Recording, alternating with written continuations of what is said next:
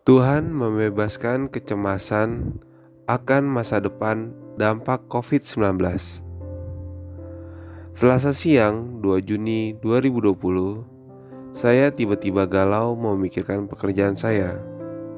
Saya teringat kabar pada 28 Mei 2020 dari beberapa rekan kantor saya yang terkena pemutusan hubungan kerja. Pandemi COVID-19 berdampak juga terhadap sektor media online. Meskipun saya tidak mendapatkan surat elektronik sehubungan dengan efisiensi pekerja dari kantor saya, namun saya merasakan kekhawatiran juga akan mendapat gilirannya.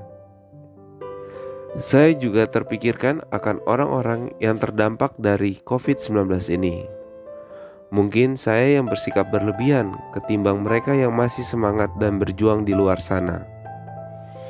Saya akui sempat lupa diri bahwa Tuhan masih menjaga dan merawat orang-orang yang terdampak COVID-19.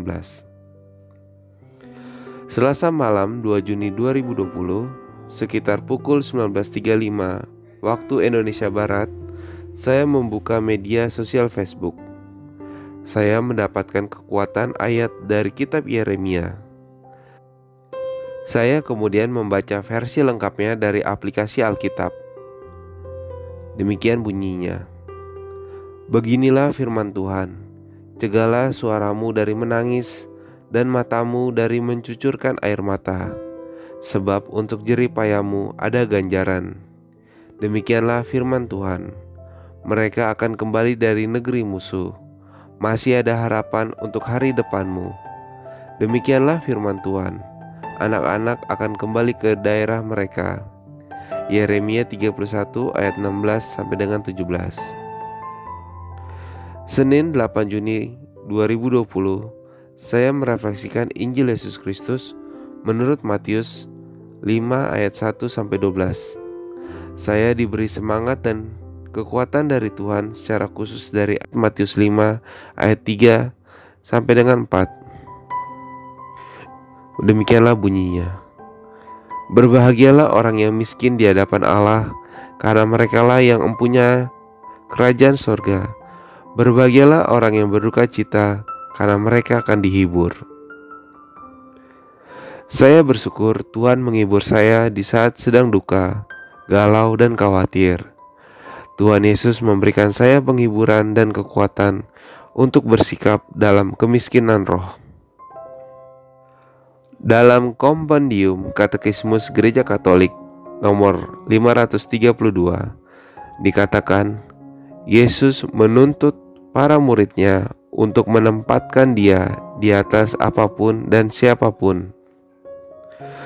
Melalui artikel Katekismus Gereja Katolik 532 itu, saya dikuatkan untuk melepaskan diri dari kekayaan dalam roh kemiskinan Injili dan penyerahan diri kepada penyelenggaran ilahi, membebaskan diri dari kecemasan akan masa depan, dan mempersiapkan diri untuk rahmat kemiskinan di hadapan Allah, karena merekalah yang punya kerajaan surga.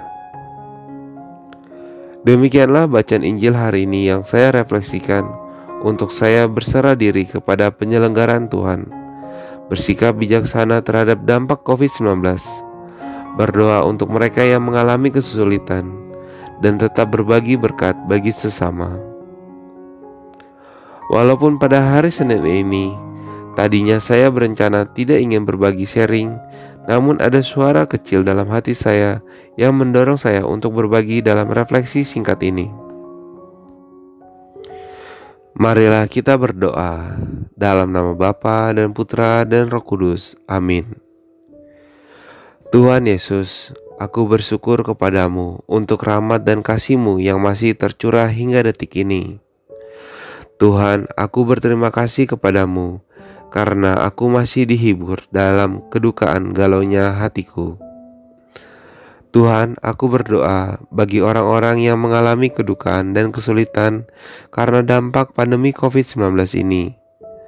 Secara khusus aku berdoa bagi mereka yang mengalami kesulitan dalam memenuhi kebutuhan hidup sehari-harinya. Tuhan, limpahkan berkat dan rahmat untuk mereka yang sedang kesulitan. Utuslah aku untuk dapat ikut membantu dan berbagi kepada sesamaku. Dalam kasih-Mu Yesus, aku memuliakan Engkau sekarang dan selama-lamanya. Amin. Kemuliaan kepada Bapa dan Putra dan Roh Kudus, seperti pada permulaan, sekarang, selalu, dan sepanjang segala abad. Amin. Dalam nama Bapa dan Putra dan Roh Kudus. Amin. Demikianlah sharing refleksi pribadi saya pada hari biasa, pekan biasa ke-10, Senin 8 Juni 2020.